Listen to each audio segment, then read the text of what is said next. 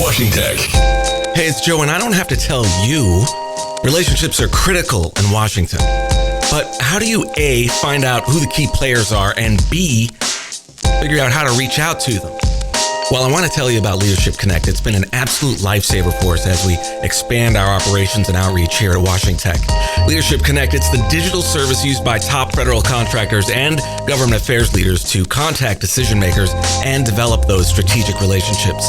Visit leadershipconnect.io and join the community. I love it, and I'm 100% sure you will too. That's leadershipconnect.io. Try it now. Support for this podcast has been provided by referrals.internetassociation.org, Internet Association's new job site. IA understands and helps shape policies for its member companies. Collectively, they understand their platforms and services perform better with the perspectives of diverse employees and users who share their experiences. Visit Internet Association's job referral site at referrals.internetassociation.org to view and apply for openings across participating IA member companies.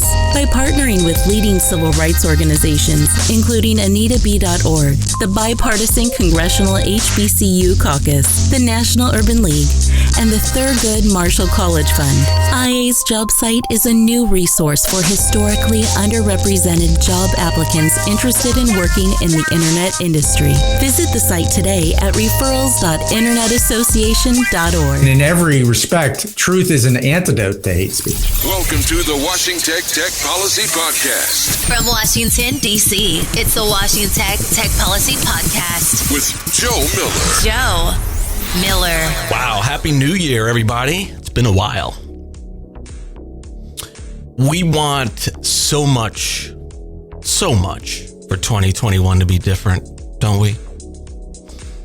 Well, it can be when it comes to our personal lives. I'm not talking about that. But politics, not so much. Public policy, I don't think so. Hate speech on social media, I wish we could have solved that yesterday. But the truth is that we have a long way to go. Should lawmakers enact laws to rein in hate speech online? And if so, how?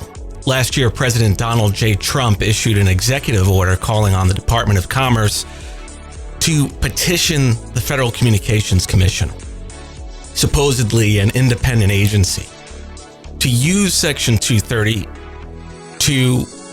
against tech companies. He claimed that social media platforms promoted what many Republicans see as an anti-conservative bias that social media companies allegedly allowed to increase. Section 230, of course, is the 1996 law that allows internet companies to host user content without liability. Then he threatened a veto. He threatened to veto a critical defense bill because Congress failed to repeal the law. Of course, that didn't happen. The House overrode that. And to what extent will Congress consider even more regulation, and what are the implications for free expression? Well, it'll be interesting to see if Congress seeks new legislation to address internet hate speech at all, with free speech being so central to our democracy and the Constitution. If lawmakers do act, how far will they go? What would be the terms? What would be the remedies or penalties when a platform fails to meet new legal obligations? And what would be the appropriate enforcement mechanism? The need to take down hateful online content that perpetuates and normalizes violence, such as the Facebook and Twitter ad campaigns China ran to spread anti-Muslim sentiment and cover its human rights violations against its Uyghur community, it's never been more apparent, the need for regulation here. Then there is the seemingly nonstop public spectacle in the U.S. when uniformed men who are supposed to protect and serve engage in hate crimes themselves. And the public watches these videos online over and over and over again, which reminds me of the public lynchings back in the day. So America is split. Content-based rules will inevitably offend white nationalists who insist they conflict with America's stated values of freedom and free speech. Individuals and groups make these assertions without regard to the rule of law, and even though they contradict their own claims. With no popular consensus to refute and counteract this information, Americans are split on whether platforms do enough to stem the tide of hateful content or whether hate speech is even real. Lawmakers can't reach a bipartisan solution. Democrats tend to believe social media companies aren't doing enough on their own, that social media harms more than it helps, and that companies should not be able to profit from hate speech. Republicans are more concerned about how Facebook, Twitter, and other social media platforms treat conservative users and amplify news without regard to accuracy or even its effect on people, racial and ethnic relations, its potential to stoke violence, or its degradation of the national discourse. And then nobody in DC is allowed to say anything, and especially people of color, because a lot of tech companies have sort of wisened up and given us a quote-unquote seat at the table. They don't give us any money. They save that for the predominantly white-run think tanks. They just give us a seat at the table, and we're supposed to keep our mouths shut. Well, change requires an open dialogue, an open discussion that holds tech companies accountable. Platforms like Facebook, Twitter, and YouTube have acknowledged the need to reform Section 230, but this doesn't come from the goodness of their hearts. With thousands of irresponsible Twitter posts throughout his one-term presidency, Mr. Trump laid bare the fragility of our democracy. The United States president used his own hateful words to incite violence, provoke hate groups, and confuse voters and users. Despite polarization in the American public, many around the world have called for better online content moderation. The American people deserve it. Children should not have to grow up in a society where hate and violence animate the core of the dialogue, rather than being on the fringes where they belong. Marginalized groups, women, people of color, immigrants, religious minorities, LGBTQ+, shouldn't have to live in constant fear of being separated from their families, attacked, falsely arrested, or murdered just because of something some bully said on the internet. Let's help each other figure this out. Call me, 1-866-482-3898. Let me know what you think. What more information can we provide to help you stay informed about hate speech on the internet? What are some other blind spots when it comes to tech policy and human rights?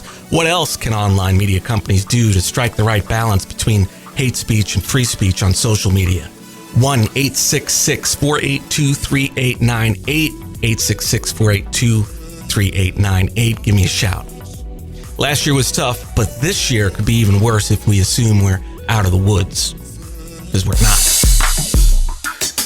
My guest today is David Chavern, President and CEO of News Media Alliance, the news industry's largest trade organization. David joined the Alliance as President and CEO in October 2015. He is a graduate of Villanova University School of Law. Chavern went on to receive his MBA from Georgetown in 2003, and he attended the University of Pittsburgh, where he earned his bachelor's. David Chavern. David, welcome to the show. Thank you very much. I'm very happy to be here and very happy to talk about news and tech. So tell us about the News Media Alliance. So we represent 2,000 or so news publishers across the U.S. and some in Europe. I often describe myself as a pugilist for the news business, in that I am out there fighting for their point of view, but also fighting for the value of their content. And in the current context, mostly that's about how we're going to have a digital ecosystem that returns value back to news publishers. But a lot of things people don't realize is there's a lot of free news content online, and they've gotten used to a lot of free news content online. But most news publishers, particularly local ones, still have a huge print business that pays a lot of the bills. Now, the print business is declining steadily, and we all understand that. But we're going to have to get to a place where the digital ecosystem pays to support news content, particularly at a local level, or we're just not going to have it anymore. Where do you see audio news content going? I mean, that's in an interesting way. They're facing a lot of the same challenges we are. We actually have some advantages. Again, if you look at legacy newspaper conceptually, it was heavily advertising supported, 70 to 80% advertising supported, but also subscription supported. People are used to the idea, at least, of subscribing to local news. In a digital world, most of the advertising dollars go to Google and Facebook and a handful of other players. So we have to look at both what can we do with subscription, but then also what is the system of distribution? What value should be returned back through that system? With radio, it's been on the commercial side. Let's just do the commercial side first. It's been 100% advertiser supported, right? And for as long as anybody can remember. So then if you're going to consume audio products online, and again, understanding advertising online is really hard and dominated by major tech players. They're going through their own evolution of, can I get subscription for audio products, right?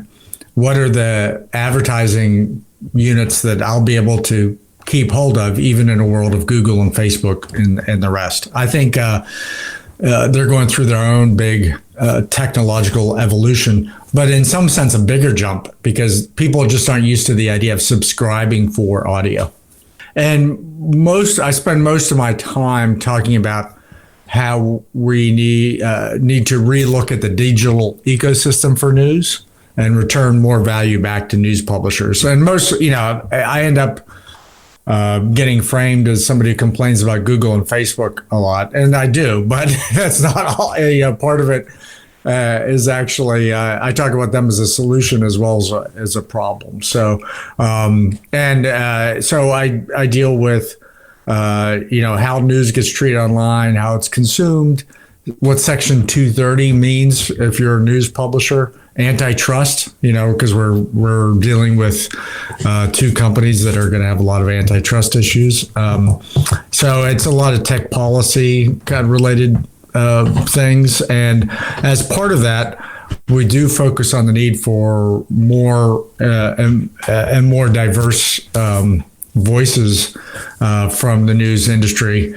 And again, my thesis has been, and until we fix the digital ecosystem for news content, you're not going to have new voices, right? I mean, you can start a new news publication digital only, but the system doesn't really generate value back. So it's really hard to make it sustainable. So why don't we fix the system, and then that allows for the development of a lot of new voices. So. Yeah, because what we're seeing is the traditional channels sort of creating the demand, and then that people then go and search for, and then they tie that same keyword strategy into the content that they have online. So it's one thing to have content, and this is, I suppose, what you're saying is that it's one thing to have kind of a digital platform, but if you don't have the traditional media platform to create the demand that causes them to search for the search terms that you want them to focus on and drive traffic to your site anyway, that's a much more powerful situation.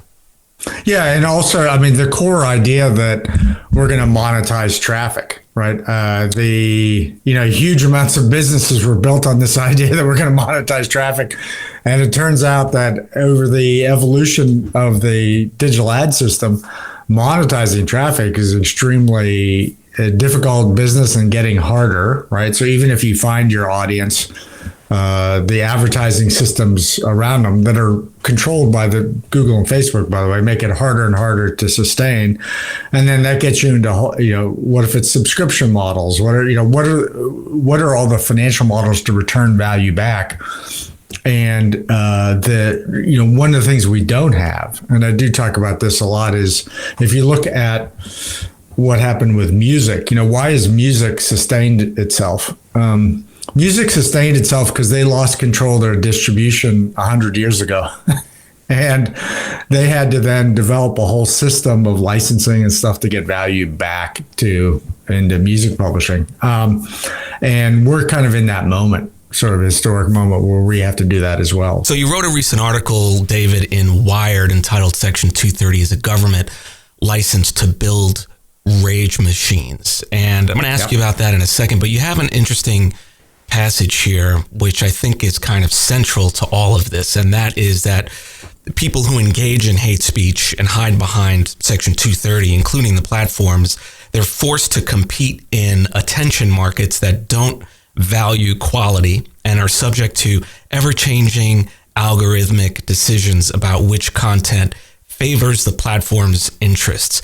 Can you tell us a little bit about what you mean by that? Sure.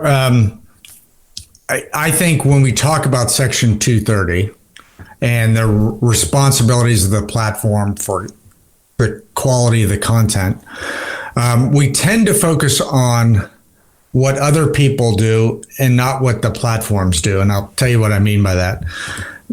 We get locked in this idea about somebody has said something bad or awful, and then should or should not the platforms respond by taking that down, right? And what that misses, what that whole discussion misses is not that you're focusing on some third party created content and then it's a binary decision, take it up or take it down.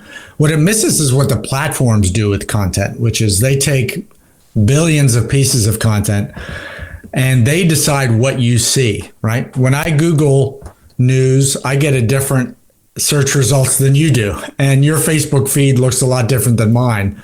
They exercise extreme editorial control over what is presented to you.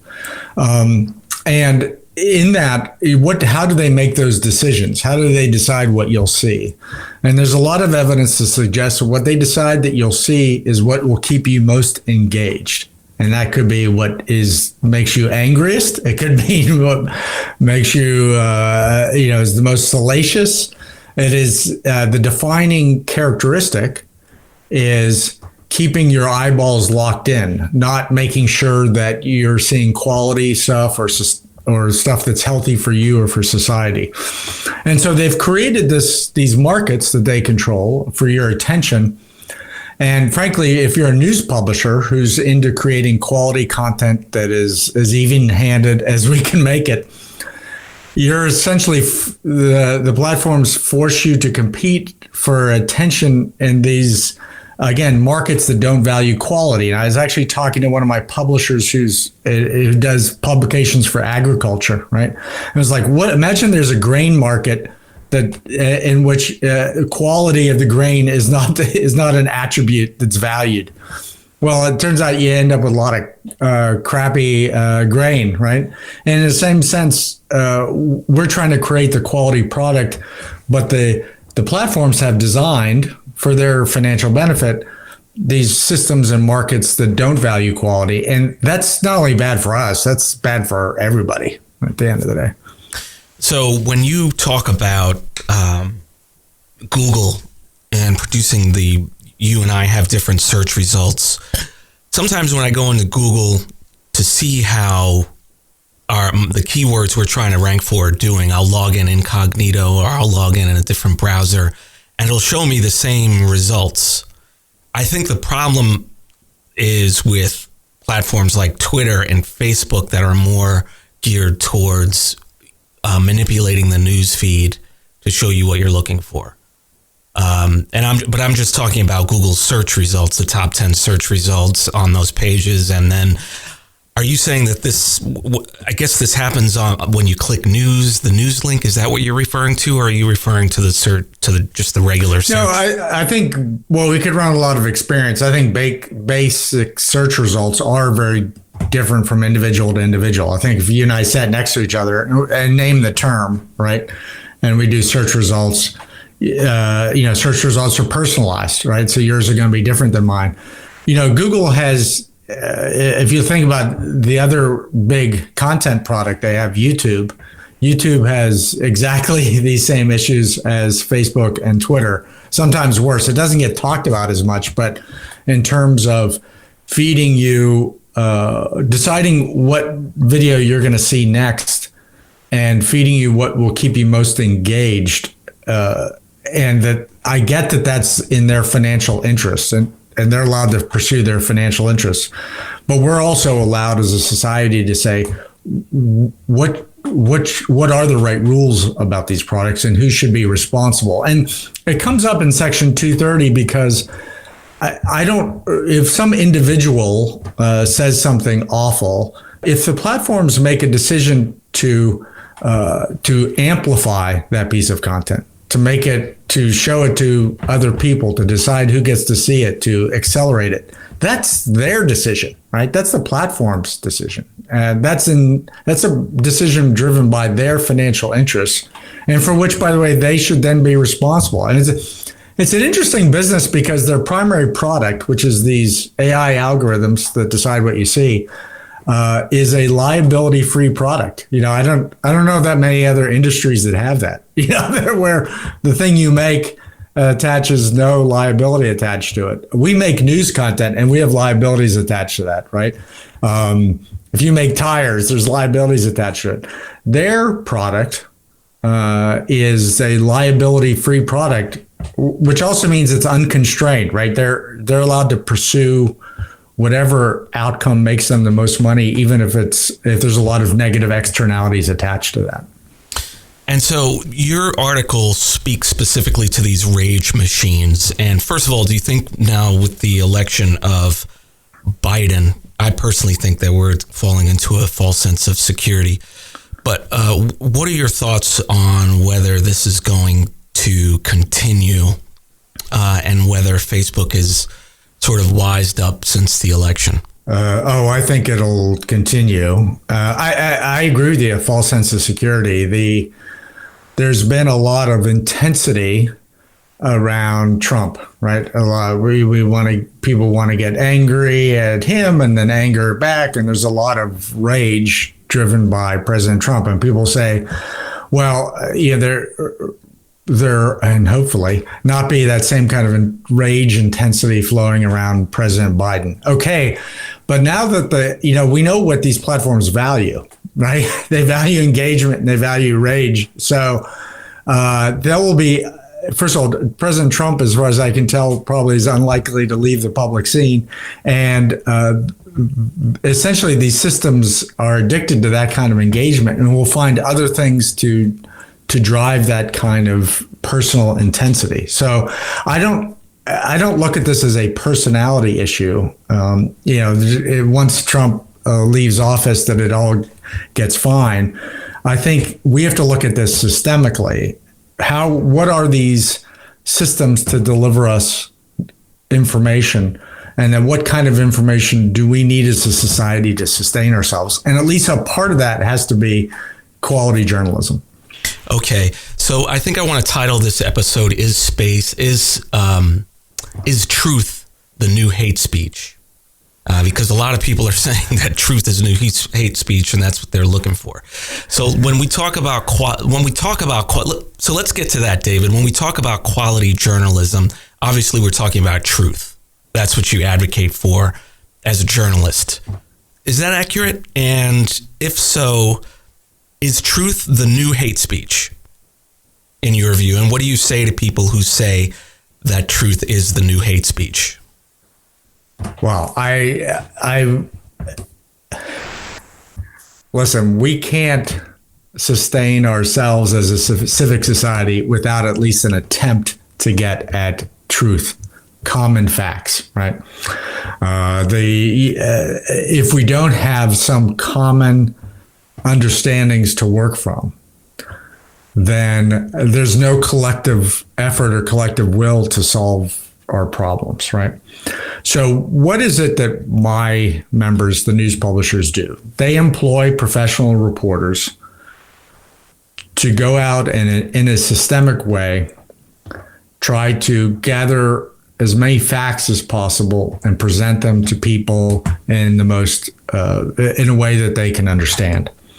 Is there anything about that process that involves humans, by the way, that's necessarily perfect? No, right? Nobody would ever assert that. But first of all, you know who we are, right? If you don't like something in the St. Louis Post-Dispatch, you know where to complain. It's not some anonymous, whatever out there. The reporters are known, and the systems and codes that they follow are known. And they present their work, and if their work is affirmatively bad, there are liabilities that get attached to that, right? So there's a lot of transparency to what we do. So we are a profession and an industry in pursuit of truth. And we need a industry to do that, because if we don't have any pursuit of common facts, really there's no hope for us to deal with our problems, right? And as soon as somebody starts wanting to suppress truth or truth gathering or the attempt at getting at truth, then really you're in some 1984 version of society in which we lose our collective will. So I am a big believer that what my members produce sustains civic society. We're not the only ones who can produce it. And there need to be new and better and a diversity of voices from every perspective. But you need that version of people professionally and transparently trying to get at truth. Otherwise, I don't see the hope for civic society. Now, but I'm gonna ask you again, and listen, it's not a question. It's not a question that I necessarily want to spend a lot of time thinking about, because I think it's absurd.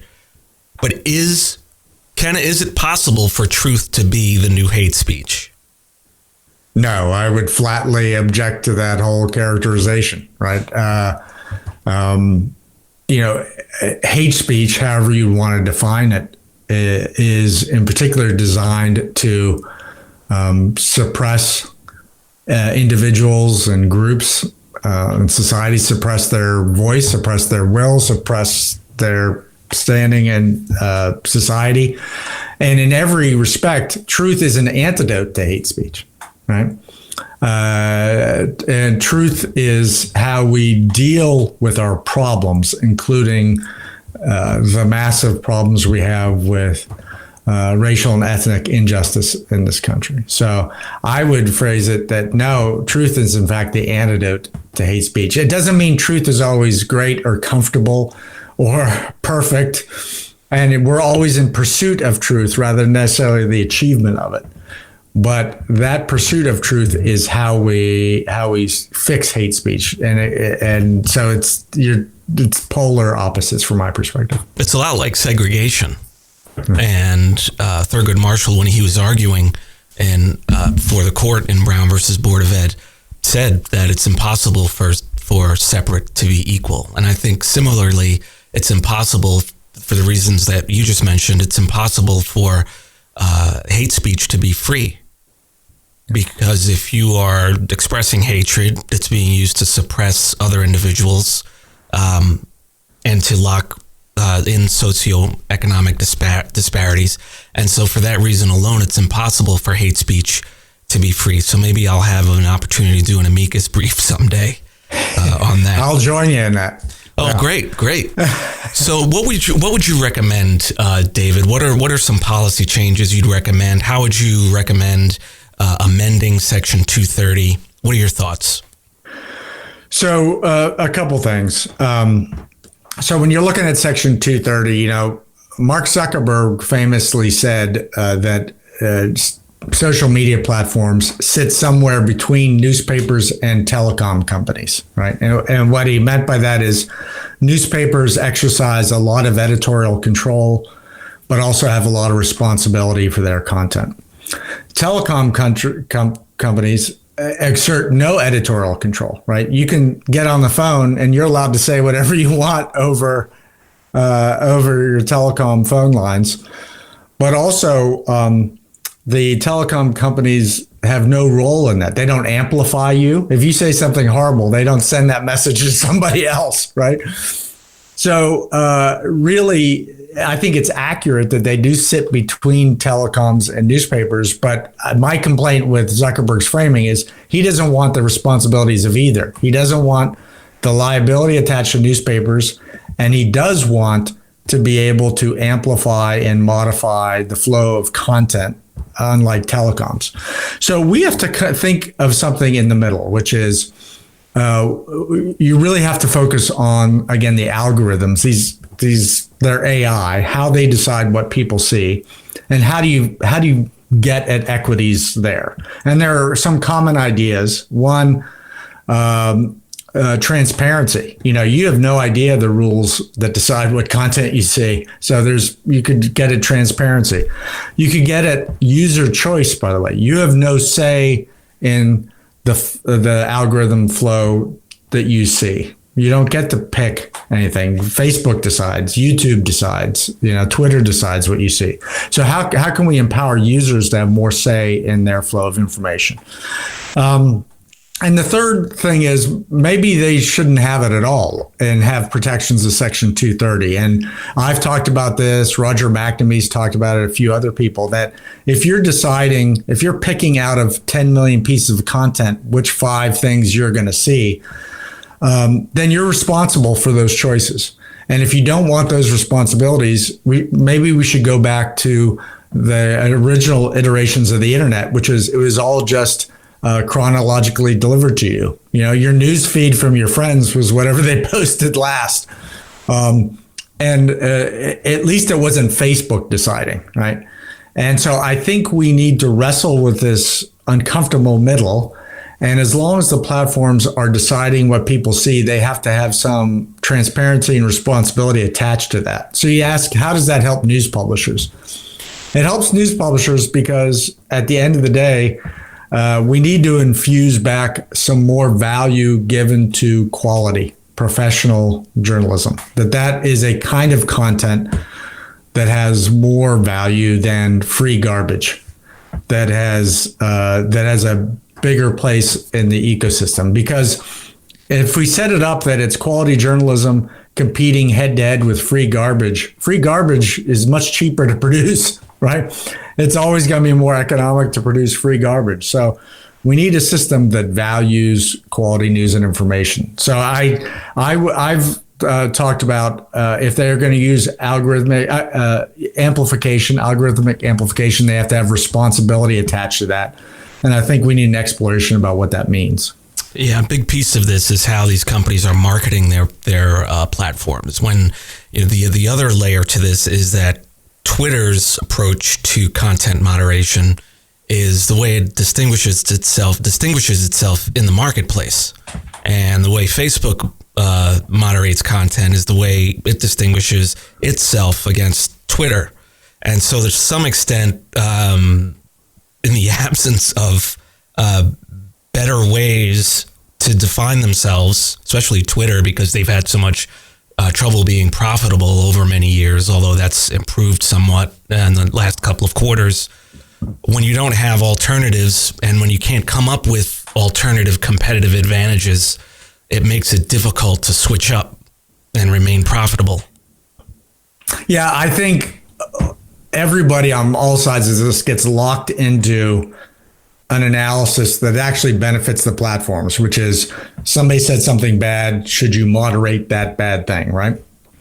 And I think we all have to spend a lot more time talking about the famous Sacha Baron Cohen comment of freedom of speech is not freedom of reach.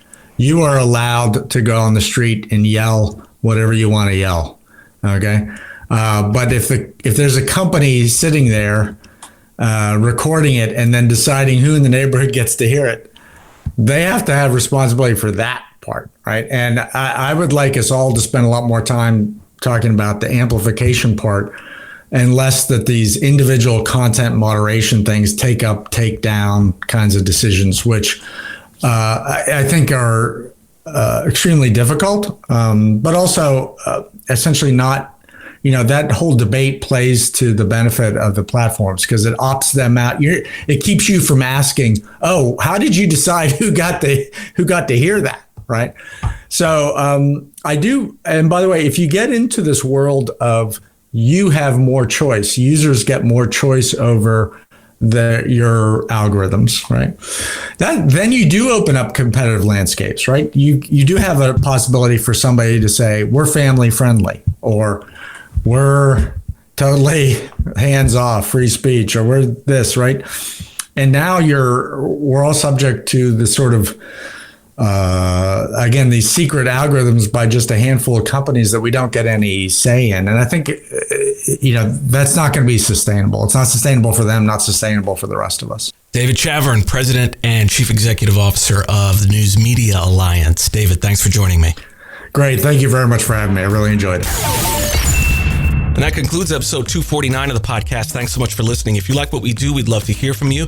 Please leave a rating and review in Apple Podcasts or wherever you listen to podcasts. And again, give us a shout, 1-866-482-3898 for questions, comments, concerns, issues you think we should address. 866-482-3898. Thanks for listening. Washington Tech.